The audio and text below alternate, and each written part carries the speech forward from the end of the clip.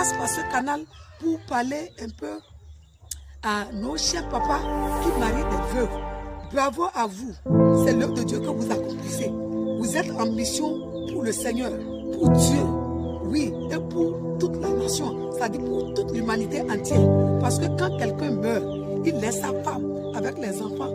Vous avez un grand cœur pour aller vers cette femme ou bien cette femme-là pour les épouser, pour pouvoir prendre toute la charge sur vos épaules et sur votre tête. Que Dieu vous bénisse.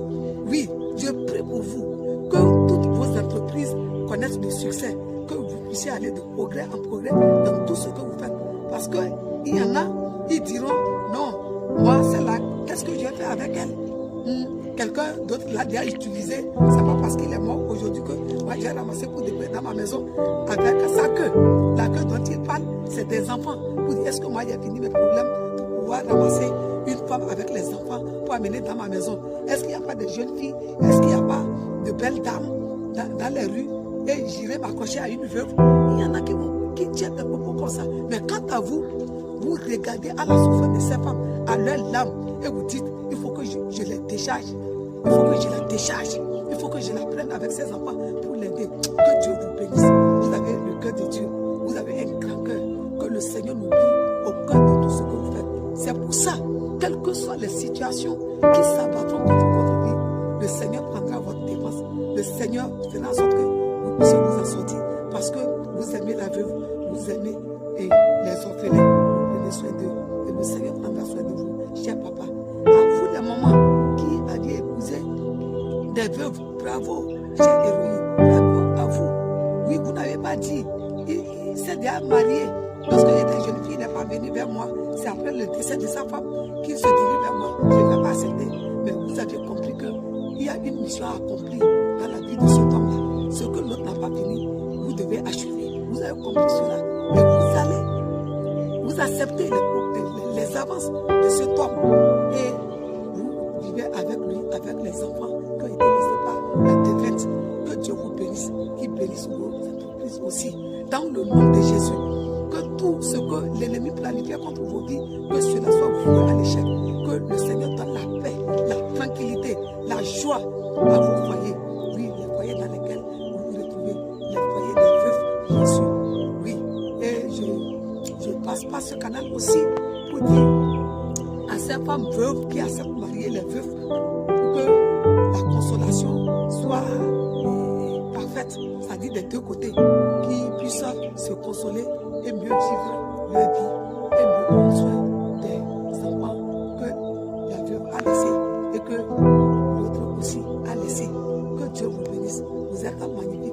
Maintenant, pour finir, à vous, les hommes qui aimaient épouser les veuves et qui n'aimaient pas prendre soin de ces veuves-là, attention, la parole de Dieu dit dans Exode chapitre 24 que la colère de Dieu s'enflammera contre vous. Oui, parce que quand elle se retrouve dans cette condition, si vous savez que vous ne pouvez pas entretenir ses enfants, il vaut mieux la laisser tranquillement s'occuper de ses enfants que de lui faire des avances pour lui promettre tant de choses.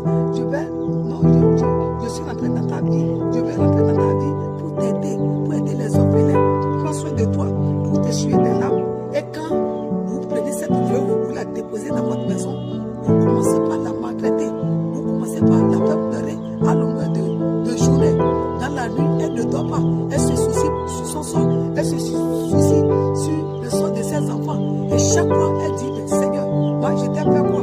Voilà, j'ai perdu mon mari, j'ai trouvé un autre qui devrait normalement me consoler, m'apaiser, m'aider pour que je me sorte avec mes enfants. Et lui, il vient mettre le piment dans mes yeux. Vous voyez?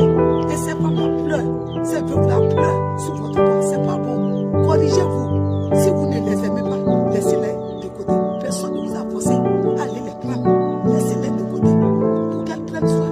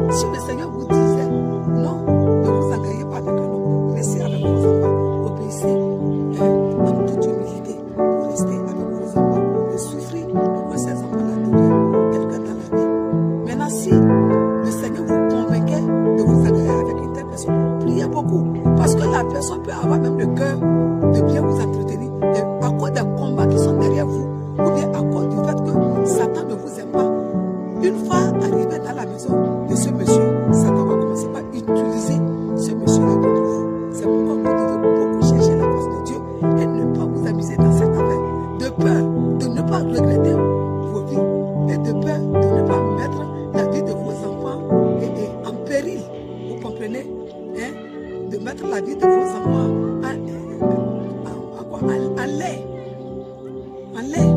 Chère maman, je sais que ce n'est pas facile de vivre seul, mais c'est mieux que vous viviez avec vos enfants dans toute tranquillité que de vous marier et aller rencontrer des problèmes, des difficultés, que vos enfants rencontrent des difficultés. Que Dieu vous bénisse.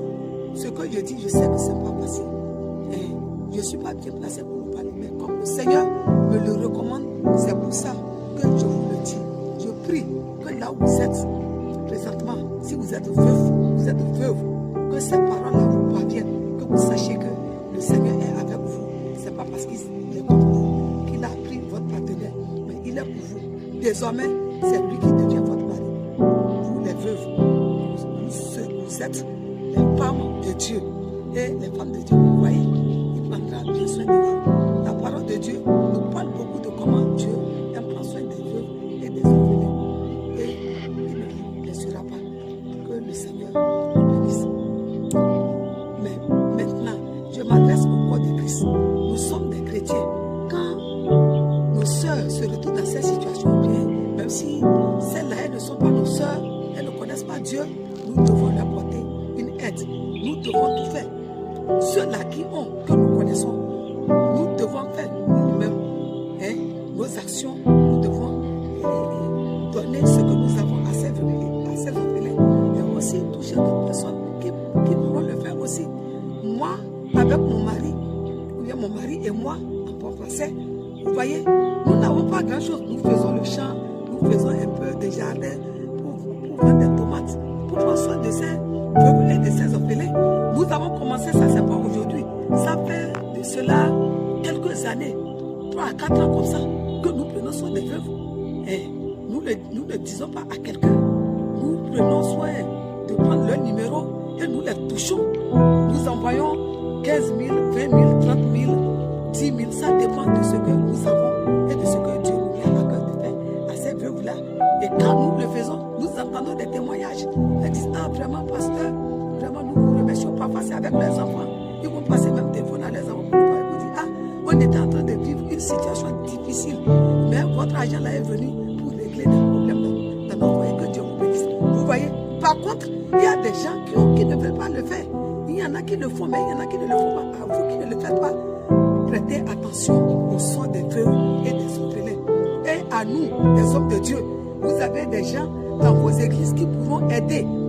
N'attendez pas que ça soit le jour de la journée des œuvres sociales avant de commencer par demander aux gens de donner à ces veuves et à ces orphelins. Dans votre agenda, faites des programmes comme ça. C'est vrai que ce n'est pas facile pour tout le monde. Nous le savons bien sûr. Faites des agendas, ayez dans vos agendas des journées spéciales comme ça pour les veuves. Vous pouvez même toucher des frères et des soeurs. Il y en a qui veulent faire et qui aimeraient que les serviteurs de Dieu aillent vers eux pour dire, ah, telle veuve, tel orphelin a besoin de telle chose. Et nous, les hommes de Dieu, il y en a qui ne le font pas. C'est leur intérêt.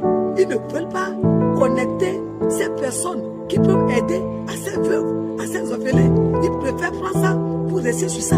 Ce qui n'est pas bien. Dieu condamne ça. L'argent là, nous amenons ça où? On veut faire quoi avec? Le jour où nous allons tomber, mort, on ne sera pas enterré avec l'argent. Les gens ne vont pas nous enterrer avec de l'argent. Nous irons seuls. Et notre corps là, ça va pourrir. Les pères vont faire ça. Pourquoi ne pas aider les autres? Pourquoi? Il y a des serviteurs de Dieu qui ont servi le Seigneur, qui ont mouillé le maillot, qui sont tombés morts, qui ont laissé les femmes, qui ont laissé les enfants. Et aujourd'hui, ces femmes-là sont en l'air, ces enfants-là sont en l'air. Et ces enfants-là regrettent du fait que leur papa ou bien leurs parents avaient servi Dieu. Pourquoi? Parce que nous-mêmes, nous ne faisons pas ce qu'il faut. C'est pas que je suis là pour parler, mais ne parle pas seulement. Nous faisons. Et nous interpellons ceux-là qui ne le faisaient pas. De commencer par prêter attention à ces veuves. Quand nous lisons dans la Bible, dans 2 Rois chapitre 4, à partir du verset 1er, lisez. Le fils des prophètes, quelqu'un comme ça avait servi Dieu, avait suivi les prophètes de son vivant. Il était aspirant à la fonction des prophètes. Tel qu'aujourd'hui, quand les gens sont appelés, on On les fait passer par le pré-stage avant d'aller en formation biblique. C'était comme ça. Mais le type, il est mort. Quand il est mort, il s'était entêté avant sa mort. Quand il est parti, le créancier est allé ramasser les 2 enfants du monsieur pour dire que si la veuve ne paie pas la dette, lui va emporter les 2 enfants. Mais la veuve a crié à Élisée pour dire, tu sais que lorsque ton serviteur était encore vivant, il craignait Dieu, comme mon mari, il craignait Dieu. Voilà, le créancier est venu ramasser mes 2 enfants. Parfois, il y a des choses comme ça qui se passent avec des veuves et des orphelins. Pas forcément les gens les ramassent pour qu'ils soient esclaves. Mais il y a des choses qui vivent que nous ne connaissons pas, que nous ne savons pas. Nous devons vraiment prendre au sérieux ces paroles. Dans 1 Roi chapitre 17, il y a une autre veuve. Elle disait quoi à Élie pour dire que ce qui lui restait à manger, c'est une poignée de farine. Et que quand elle ira à la maison pour faire cela, pour manger avec son fils, elle va mourir. Ça veut dire qu'elle manque de beaucoup de choses. Cher peuple de Dieu, corrigeons-nous et changeons notre manière de voir vis-à-vis des veuves. Oui, je ne suis pas en train de défendre quelqu'un, mais nous sommes à la lumière de la parole de Dieu. Nous devons écouter Dieu. Nous devons faire ce que Dieu nous demande en suivant les pas de Christ, en marchant dans les pas de Christ, en négligeant qui que ce soit.